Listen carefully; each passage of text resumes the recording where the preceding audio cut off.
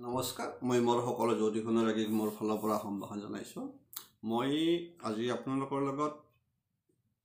আলোচনা কৰিম বিশেষকৈ আমাৰ এটা পাপ গ্ৰহ, বিশেষকৈ সেইটো হ'ল কেতু। আমি সাধাৰণতে দশাকালত যেতিয়া বিংশতিৰ দশা বিচাৰ কৰা যায় তেতিয়া আপোনাৰ কেতুৰো এটা স্পেচিয়েল কৰিব লগা হয়। আৰু এই বিংশতিৰ দশাত কেতুৰ দশাকাল দিয়া আছে 7 বছৰ। যেহেতু আমি জানো যে শনি মংগল হওক ৰাহু কেতু এইকেইটা সাধাৰণতে এটা বিশেষ ধৰণৰ অশুভ হৈ থাকে, আৰু অশুভ হ'লে তাৰ ফলটো এটা শুভজনক নহয়। আৰু বিশেষকৈ আজি যিহেতু মই আলোচনা কৰিম অশুভ কেতুৰ দশাকাল, তাৰমানে কেতু যদি অশুভ হৈ থাকে আপোনাৰ কুণ্ডলীখনত, তেতিয়াহ'লে আপুনি দশাকালত বিশেষকৈ, আৰু কেতিয়াবা দেখা যায় অন্তৰ্দশা কালতো কিছুমান ফল আহি যায় কেতুৰ। গতিকে সেইটো গ্ৰহৰ অৱস্থানলৈ কথা, সেইটো ইয়াত বিচাৰ্য বিষয় নহয়। কিন্তু মই ক'ব বিচাৰিছোঁ যে আপোনালোকক যে এই যে আমাৰ কেতু অশুভ কেতুৰ দশাকালৰ কথা, যদি আপোনাৰ কুণ্ডলীত বা কোনোবা জাতক জাতিকাৰ কুণ্ডলীত যদি আপোনাৰ কেতু অশুভ হৈ আছে, আমি প্ৰায়ে কওঁ ৰাহুৰ কথা, আমি প্ৰায় শনিৰ কথাই কওঁ, আপোনালোকে চাব। কিন্তু কেতুৰ কথা বহুতেই নকয়। কিন্তু আমাৰ জীৱনত কেতুৰ এটা প্ৰভাৱ আছে। সেইকাৰণে জ্যোতিষশাস্ত্ৰত কোৱা আছে কেতু এটা ৰহস্যময় গ্ৰহ। গতিকে ৰহস্যময় গ্ৰহ এই কাৰণে কোৱা হৈছে যে ইয়াৰ গতি, যিহেতু ছায়াগ্ৰহ, আৰু ইয়াৰ যিটো কৰ্মকাণ্ড, এইটো সাধাৰণ দৃষ্টিত আপুনি বা মই ধৰিব নোৱাৰিম। আৰু কেতুৰ কামবিলাক প্ৰায় গুপ্ত, খুব মনে মনে কৰে, আৰু সেইকাৰণে কোৱা হৈছে যে ৰহস্যময় গ্ৰহ। আৰু কেতু যদি আপোনাৰ অশুভ হৈ থাকে, দশাকাল সদায় কিছুমান নহয় কিছুমান আপুনি ভুগিব লাগিব। তাৰ ফলটো বিশেষকৈ অৱস্থানলৈ অলপ বেলেগ বেলেগ হ'ব, সেইটো বেলেগ কথা। আৰু মানুহৰ ফল বাৰ্তা ভাৱত, যিটো ভাৱত থাকে সেইটো ভাৱত প্ৰতিফলিত কৰিব, সেইটোৰ অনিষ্ট কৰিব কেতু। তাত য'ত অশুভ আছে সেইমতে সেই যিটোত আছে তাৰ ফলটো আপোনাৰ বেছিকৈ প্ৰভাৱান্বিত কৰিব। এইটো মনত ৰাখিব লাগিব যে গোটেইখিনি হ'বতো নহয়, তথাপিতো আপোনাৰ কেতুৰ অশুভ দশাকালটো সদায় এটা খুব মানুহৰ কাৰণে খুব গোপনভাৱে হ'ব পৰা কিছুমান সম্ভাৱ্য ফল, কিন্তু যাক আপুনি ক'ব নোৱাৰাকৈ ভুগিব লাগিব। প্ৰথম কথা, যদি কেতুৰ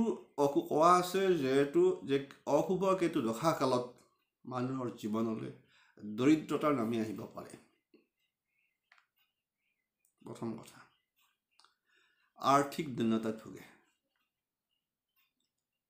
আমি ইমান দিন কৈছোঁ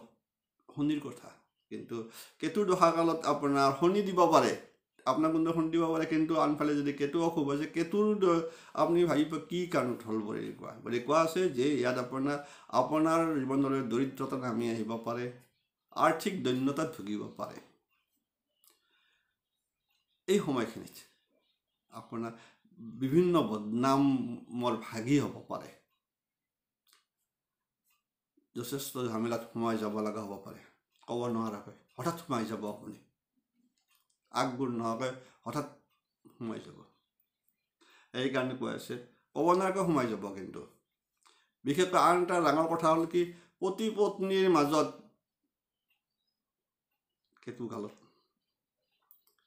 অহেতুক সন্দেহ ক'ব নোৱাৰাকৈ আহি যাব। গতিকে তাৰ ফলত আনকি ডাইভৰ্চ পৰ্যন্ত হ'ব পাৰে। আমাৰ যদি ডাইভৰ্চ হৈ যায়, আমি পিছত চিন্তা কৰোঁ যে মানুহটো কি হৈ গ'ল, হঠাৎ কি হ'ল, মানুহটো ইমান ধুনীয়া আছিল, পৰিয়ালটো হঠাৎ কি হ'ল, ডাইভৰ্চত গুচি গ'ল, কেছটো এইফালে সাধাৰণ কথা এটা লৈ গুচি গ'ল। কাৰণ ইয়াৰ গুপ্ত শত্ৰু জড়িত হৈ থাকে। মুখ্য কথা এই যে মই ক'লোঁ কেতুত এই ৰহস্য, এই যে ঘটনাটো ঘটিল বা কিবা এটা থাকেও, গুপ্ত শত্ৰু আপোনাৰ গুপ্ত শত্ৰু আপোনাৰ কোনোবা এটা উৎসাহিত দিছে যে হয় নহয় লগাই দিছে আপুনি অবিশ্বাস কৰিলে আহি গ'ল সন্দেহৰ মাজত আপোনাৰ তাইফালে গৈ ফালে ডাইভৰ্চ পৰ্যন্ত গুচি যাব পাৰে এই কেতুৰ দশাকালত যাব পাৰে গতিকে কেতিয়াবা এই দশাকালত মৃত্যুযোগো সূচিত হৈ যাব পাৰে বিশেষকৈ কেতুৰ দশাকালত এই যে আপোনাৰ সৰ্পদংশন যিবিলাকৰ কেতু অশুভ থাকে সেইসকলৰ কেতুৰ দশাকালত অশুভ কেতুৰ দশাকালতে সৰ্পদংশন হয় গোপন হঠাৎ আপুনি গৈ থাকিলে ক'ব নোৱাৰে ৰাতিবেলা হঠাৎ আপুনি গছকি দিলে আপোনাক খোট মাৰি দিলে আহি গ'ল সমস্যা হঠাৎ তাৰমানে সেইদৰে জীৱ জন্তুৰ পৰা আক্ৰমণ এই কেতুৰ দশাকাল অশুভ কেতুৰ কাৰণে হয় এইবিলাক এই যে জীৱ জন্তুৰ নাখোচাটো কিন্তু গছৰ পৰা পৰা কিন্তু ৰাহুৰ আৰু এই যিটো ক'লোঁ সৰ্পদংশন কীট পতংগৰ আক্ৰমণ এইবিলাক কিন্তু আপোনাৰ কেতুৰ কাৰণে হয় কেতুৰ অশুভ কেতুৰ দশাকালত এইবিলাক ফল আহি যায় মানুহৰ আৰু তাৰ ফলত কি হয় হঠাৎ আপোনাৰ মৃত্যুতুল্য যন্ত্ৰণা ভোগ কৰিব লগা হ'ব পাৰে জীৱ জন্তু আক্ৰমণত আপোনাৰ মৃত্যুতুল্য কষ্ট ভোগ কৰিব লগা হ'ব পাৰে আনফালে আন এটা কথা আছে যে কেতুৰ দশাকাল অশুভ কেতুৰ দশাকালত যদি বেমাৰ আজাৰ হয় সেই বেমাৰ আজাৰ সহজতে ধৰা নপৰে এই যে মই ক'লোঁ গুপ্ত নিচিনা চব বেমাৰো সেনেকৈ গুপ্ত জটিল কি ৰোগ জটিল ৰোগবিলাক অশুভ কেতুৰ সময়তে হয় মানুহৰ আৰু চিকিৎসকো আপোনাৰ সহজ ধৰিব নোৱাৰে ভুল মানে চিকিৎসক আপোনাৰ কি আমাৰ আপোনাৰ মানে সহজতে আপুনি ক'ব নোৱাৰে এইটো কেতু অশুভ কেতুৰ ফলত হয় এইটো মানুহৰ মনত ৰাখিবা কিন্তু সেইকাৰণে কৈছোঁ কেতুৰ দশাটো আওকাণ কৰিব নালাগে যদি আপুনি গম পাইছে যে এনেকুৱা হৈ আছে তেতিয়া মনত ৰাখিব আপোনাৰ কেতুৰ দশা চলিছে আপোনাৰ হয়তো অশুভ হৈ আছে আৰু যদি কোনোবা এষ্ট্ৰলজাৰে চাইডতে দেখা পায় যে কৈ দিয়ে যে আপোনাৰ কেতুৰ দশা আপুনি কেতুৰ দশাই পাবে এনেকুৱা কিছুমান হ'লে এইটোৰ পিছত সেইটো পিছত হ'বলগীয়া ঘটনা বদনাম এইবিলাক চব আপোনাৰ হঠাৎ হোৱাবিলাক যিবিলাক হয় অসুখ বিসুখ ক'লোঁ ঠিক এনেকুৱাকৈ হয় যে অসুখ হ'ব আপোনাৰ কোনো মানে চিকিৎসাৰ ক্ষেত্ৰত আপোনাৰ ভুল দিশে পৰিচালিত কৰি থাকিব আপুনি যাব লাগে কোনোবা ডাক্তৰৰ তাকে আপুনি যাব গৈছে কোনোবা এটা বেলেগ ডাক্তৰ ঠিক এনেকুৱাকৈ ইফাল সিফাল কৰি থকাতে আপোনাৰ লাহে লাহে যদি দশাকাল শেষ হৈ যায় তেতিয়া আপুনি আকৌ ভাল হৈ যাব হঠাৎ আপুনি আহি যাব কৈ ধৰাত পৰি যাব গতিকে এনেকুৱা কথা থাকে তাৰপিছতে আহি গ'ল জটিল ৰোগ যিকোনো জটিল ৰোগত চিকাৰ অশুভ কেতুৰ দশাকালতে হয় আৰু আপোনাৰ ভৰিত আঘাত হঠাৎ পাব লগা বা বিভিন্ন সমস্যা ভৰিত এইবিলাক অশুভ কেতুৰে আৰু আনফালে আন এটাও থাকে কেতুৰ দশাকালত দেখা যায় কি এই যে আপোনাৰ বিয়া বাৰু হঠাৎ ভাঙি যোৱা একদম গোটেই হৈ আছে কাৰণ গুপ্ত শত্ৰু কেতু দশাকালত যিখিনি কাম হ'ব কিছুমান কাম আপোনাৰ গুপ্ত শত্ৰুৱে কৰিব য'ত আপুনি মানে গম নাপাব নেপথ্যত কোনে টানি আছে ৰছী হাত টানি আছে একো ধৰিব নোৱাৰা অৱস্থা তাৰ ফলত যথেষ্ট সমস্যাৰ সৃষ্টি হয় বিশেষকৈ অশুভ কেতুৰ সেইকাৰণে যেতিয়া আপুনি গম পাব যে মোৰ কেতুৰ দশা চলি আছে তেতিয়া হয়তো আপুনি কিছুমান প্ৰতিকাৰ কৰাটো ভাল আৰু প্ৰতিকাৰ কৰিলে যিহেতু আমাৰ শাস্ত্ৰত প্ৰত্যেকটা অশুভ গ্ৰহৰ প্ৰতিকাৰ দি থোৱা আছে মই আগতে এটা ভিডিঅ'ত দি দিছিলোঁ যে আপোনালোকে কেতুৰ দশা অশুভ কেতুৰ দশাত পুখুৰীৰ মাছক আহাৰ খুৱাব লাগে আপোনালোকে মই এটা শ্বৰ্টকৈ দি দিছিলোঁ শ্বৰ্টকৈ দিছোঁ কিন্তু কোনোবাই কৈছে ছাৰ কি ফল হ'ব পাৰে এতিয়া আপোনালোকক মই কৈ দিলোঁ অশুভ কেতুৰ দশাত কি ফল আহিব পাৰে গতিকে সদায় সাৱধান থাকিব লগা হয় আপোনাৰ যিকোনো কাম আপুনি কোনোবা এটা চাকৰিত দিছে আপোনাৰ হৈছেই মোটামুটি হঠাৎ কিবা এটা উজুৱাত হৈ পেলাই নহ'ল কোনোবাই লগাই দিলে কিবা এটা কথা নহ'ল তেখেতে বিয়া বাৰীৰ ক্ষেত্ৰত গৈ বিয়াখন হৈছে কিন্তু কোনোবাই লগাই দিলে অলপ বেয়াকৈ ভাঙি গ'ল সাংসাৰিক জামেলাটো সেনেকুৱা গিৰে ঘৈণীয়েকৰ মাজত ধুনীয়াকৈ চলি আছে হঠাৎ কোনোবা এটা কাৰোবাৰ মাজত সোমাই দিলে বেয়াকৈ মাইণ্ডত আহি গ'ল সন্দেহ হৈ গ'ল ডাইভৰ্চ পৰ্যন্ত অশুভ কেতুৰ দশাকালত গতিকে মই যে ক'ব বিচাৰিছোঁ যে আপোনালোকৰ যে কেতুৰ দশাকাল অশুভ কেতুৰ দশাকালৰ প্ৰতিকাৰ কি কি নিৰ্দেশ দিয়াই আছে জ্যোতিষশাস্ত্ৰত প্ৰথম আহি গ'ল এইটো হ'ল প্ৰথম যে ৰাতিপুৱা উঠি চৰাই চিৰিকটিক খাব দিয়ক অথবা পুখুৰীত মাছ আছে পোহনীয়া মাছ বা আপুনি বেলেগৰ পুখুৰী যাওক পুখুৰীৰ মাছক আপুনি আহাৰ খাবলৈ দিয়ক কিবা এটা বুধবাৰৰ দিনটো গণেশৰ বাৰ গতিকে সেইটো বিশেষকৈ গণেশ বাবাৰ মন্দিৰত যাওক তাত গৈ আপোনালোকে কল বুন্দাল লাড়ু ঠিক এনেকৈ কিছু নৈবেদ্য আগবঢ়াব পাৰিব যেতিয়া মন যায় যাই আহক বুধবাৰৰ দিনটো আপোনালোকে আগবঢ়াওক শুভ ফল পাব যি ৰাতিপুৱা পলমকৈ শুই থকাটো ভাল নহয় দশাকালত বিশেষকৈ এইটো কেতুৰ দশাকালতো হওক ৰাহুৰ দশাকাল গতিকে কেতু বা ৰাহুৰ দশাকালত আপোনালোকে ৰাতিপুৱা সোনকালে সূৰ্য উদয়ৰ আগত উঠিব লাগে গতিকে সেইটো কৰিব অভ্যাস তাৰ বাহিৰেও এটা দিয়া আছে কমেও 17টা শনিবাৰ সেইটো অকণমান হেৰি আছে 17টা শনিবাৰ আপোনালোকে ক'লা সৰিয়হ বা বগা সৰিয়হ ক'লা সৰিয়হ বা বগা সৰিয়হ গতিকে এই দুটা আপোনাৰ মিহলি কৰি এমুঠিমান হওক মিহলি কৰি ক'লা কাপোৰেৰে মেৰিয়াই বোৱতী নদীত উটুৱাই দিয়ক কমেও আপুনি 17টা কৰিব লাগিব এই কামটো ক'লা কাপোৰেৰে মেৰিয়াই বোৱতী নদীত এৰি দিয়ক কেতু ৰত্ন পিন্ধিব পাৰে সেইটো আপোনালোকে এষ্ট্ৰলজাৰে দি দিব চাৰিফালে কথা আহি তাৰ বিচাৰকৰটো বেলেগ কথা আহি পাৰে তাৰ লগ্নৰ পৰা চাব লাগিব লগ্ন ভাৱটো কি লগ্ন হয় সেইমতেহে আপোনাৰ বিচাৰটো বা ৰাখি গতিকে এইটো জ্যোতিষীয়ে কৰিব তথাপিও মুখ্য কথা যদি সঁচাই চলি আছে দশা তেনেহ'লে আপুনি এই কাম পিন্ধিব পাৰে যেতিয়া এই 7 বছৰ আপুনি গম পাইছে যে মোৰ এনেকুৱা 7 বছৰ যে আপোনাৰ সেই দশাকালত আপুনি কিন্তু পূৰ্ণ দশাকাল যদি চলি থাকে তেতিয়া আপুনি বেলেগ একো চাব তেতিয়া আপুনি নিজে পিন্ধিব পাৰিব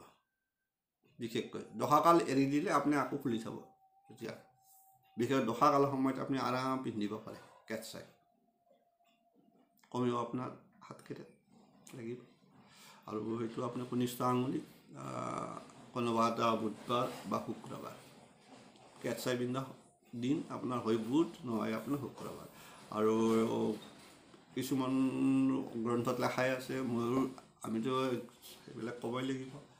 নিৰ্দিষ্টটো কথা নাই যে তাত কোৱা আছে দিয়াই আছে যে সূৰ্য উদয়ৰ আগে আগে ধাৰণ কৰিব লাগে ক'ত কনিষ্ঠ আঙুলিত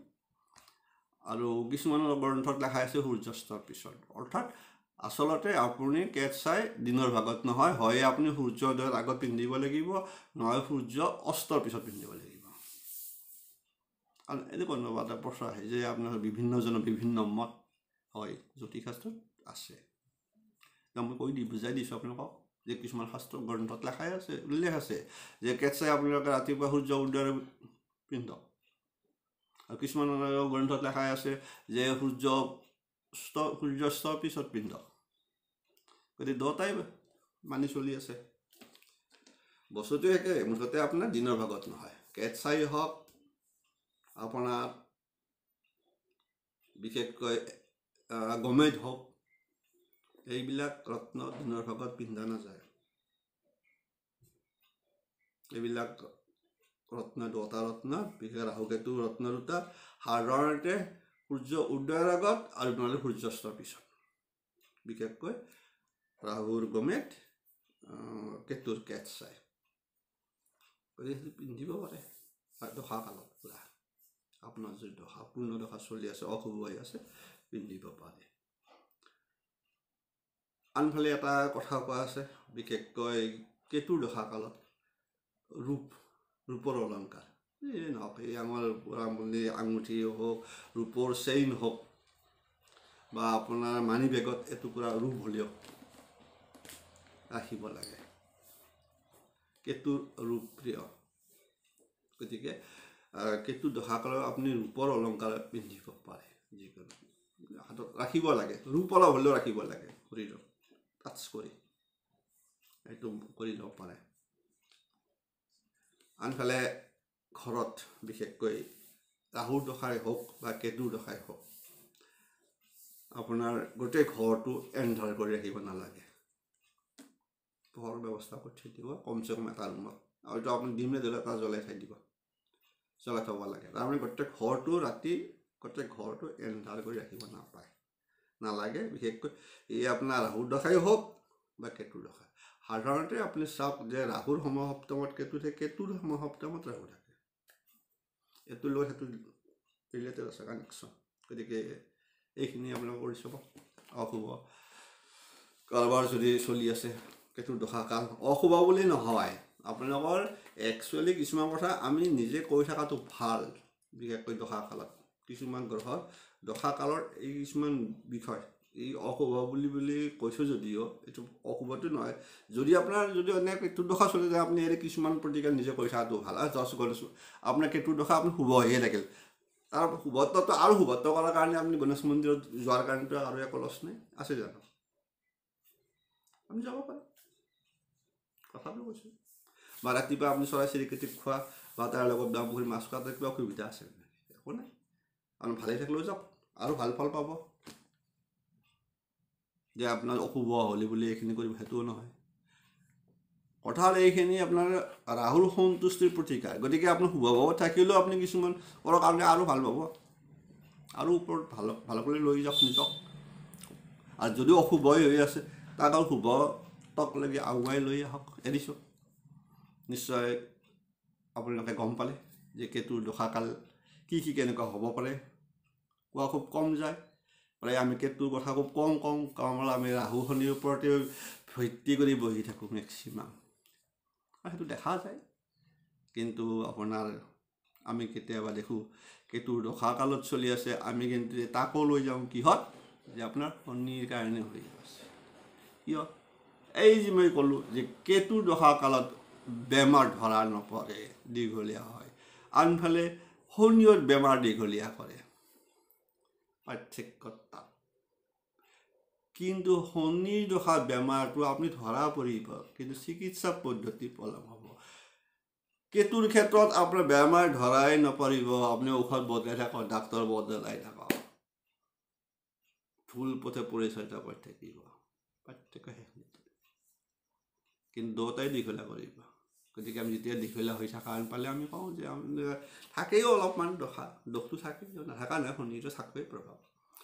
এৰিছোঁ, সকলোৰে মংগল কামনা কৰিলোঁ, সকলোৱে ভালে থাকক, কুশলে থাকক। ঠিক এনেকুৱা কিছুমান বিষয়বস্তু হঠাৎ আপোনালোকৰ মাজত ওলাই গুচি যাব, আপোনালোকে খুব মাইণ্ডলি বুটলি ল'ব। তাৰ যিখিনি শুভত্ব মই ক'লোঁ, আপুনি শুভ হ'লেও আপুনি লৈ লওক, ফলেৰে কিছু কাম কৰি লওক, কাৰণ আপোনাৰ শুভত্বটোক আৰু ভাল অৱস্থালৈ লৈ যাব চেষ্টা কৰক।